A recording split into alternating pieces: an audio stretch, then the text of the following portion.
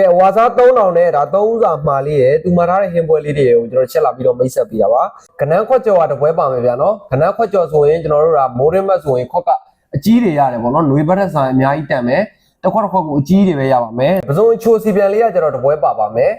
ပစုံချိုစီပြန်တပွဲပါမယ်ကနန်းအသားမဆလာကတပွဲပါပါမယ်ကနန်းအသားမဆလာတပွဲပါပါမယ်ဂုံ6ဆက်ကလေးကတပွဲပါပါမယ်ဂုံ6ဆက်တပွဲပါပါမယ်ကဲရေပွဲတောက်ကလေးကတပွဲပါပါမယ်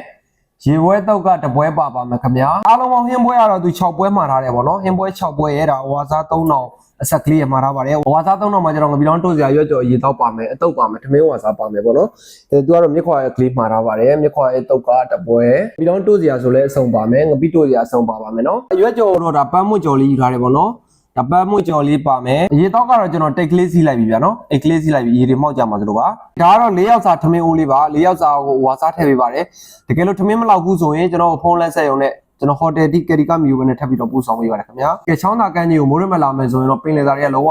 ဒီလို share ကေးကြီးတွေစားအောင်ဗျာနော်နွေရာသီတက်ဆိုင်လည်းဈေးကတအားအောင်မှတန်ပါတယ်မိုးရမချောင်းသာကန်းကြီးရောက်လို့ချက်ဖို့ကောင်းကောင်းလေးစားဖို့စဉ်းစားတိုင်းကိုမင်းကိုဖုန်းဆက်လိုက်ပါခင်ဗျာ